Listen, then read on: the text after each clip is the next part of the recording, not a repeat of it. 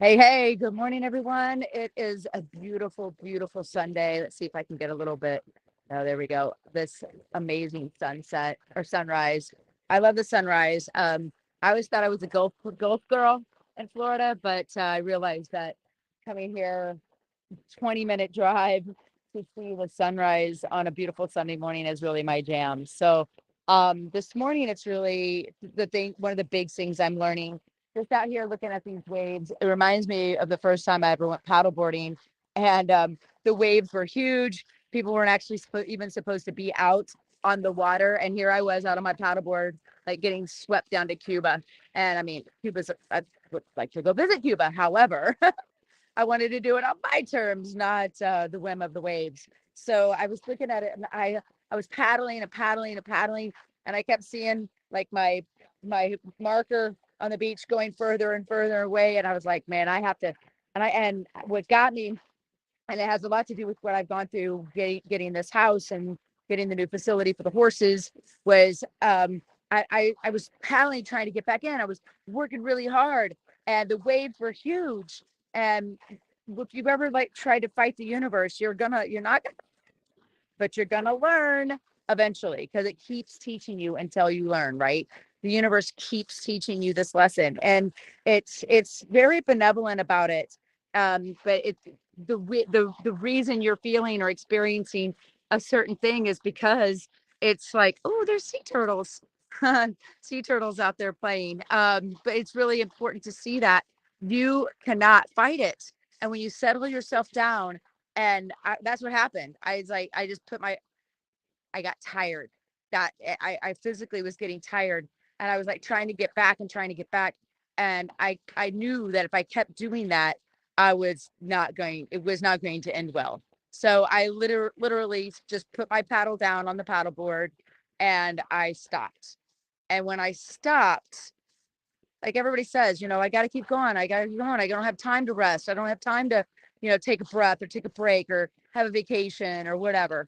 I mean, I haven't had a vacation in 20 years, but my point is that breather, that moment where I put the paddle down and stopped, I then could get answers, because I started to look around. I saw the waves. I saw the pattern of the waves. And I said, "Oh." And when I would see a certain thing happen, then I would catch in, and I would ride that wave in. And then I would catch in on the next one, and I would ride that wave in. I was like, "Man, I'm not working very hard at all.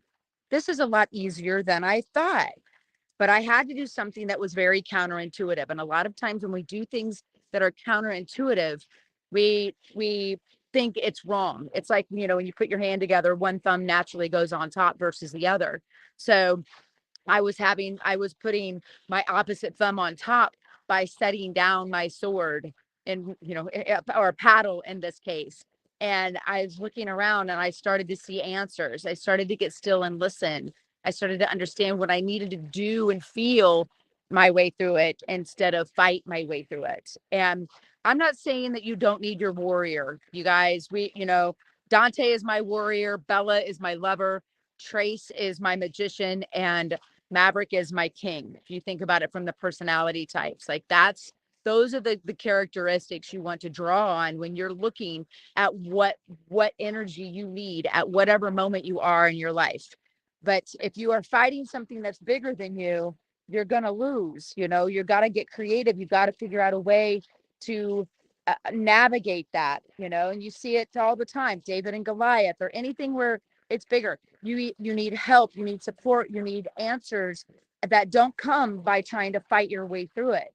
They come with the stillness, where the water runs deep and it's still and you're quiet, and when I got still in that moment, I was like, got it. And then I could just ride that wave in, and then look, kind of just be still, and then ride the next one in. And then if I had learned my lesson earlier, I would not have had to drag my paddleboard almost a half mile up the beach, exhausted, right?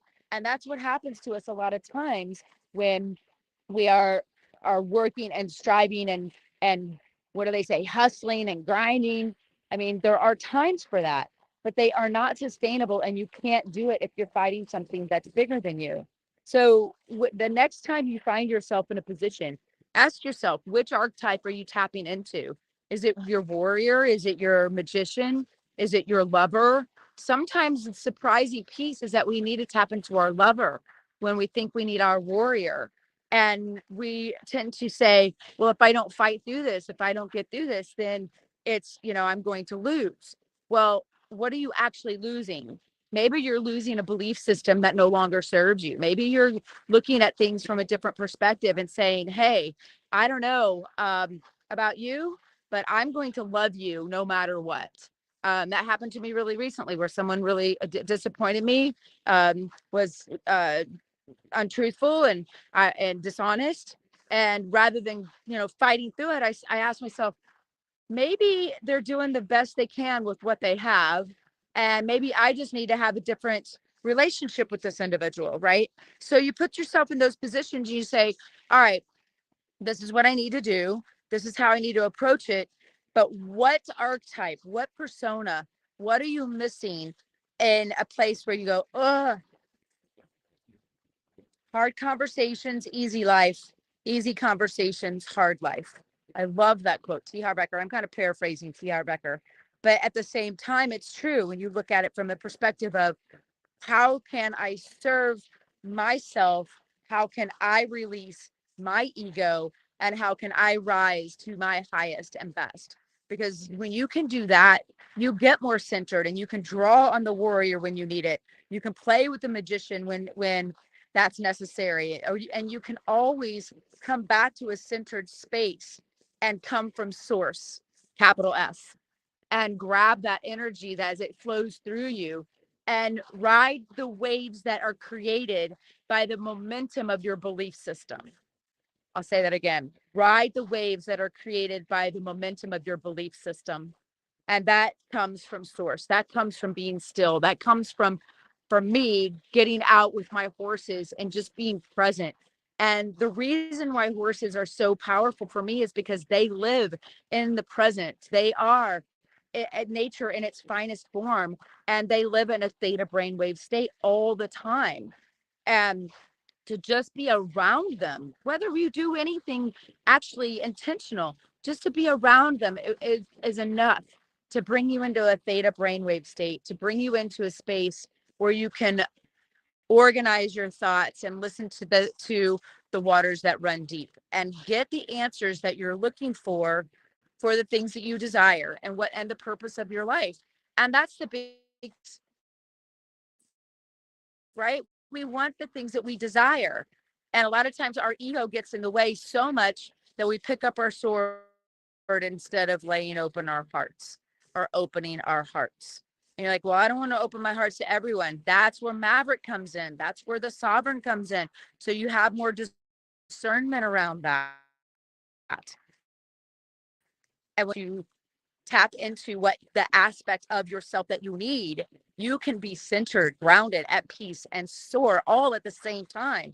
You are the rock that you need for yourself. You have your own back, and you can fly and build speed and momentum and that way and ride those waves and never put yourself in a position, never say never put yourself in a position where you have so much contrast in your life that you experience pain, deep pain and suffering.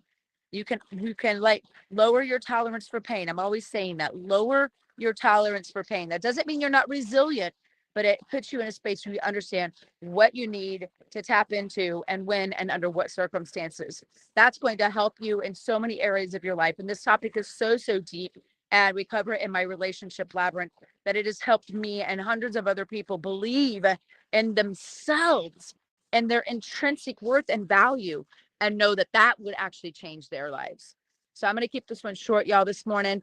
I'm going to give you one last look at the beautiful waves in the ocean, and I'm going to go and get off my phone and enjoy it myself. Have an amazing Sunday, y'all. Welcome, and just beauty, beauty.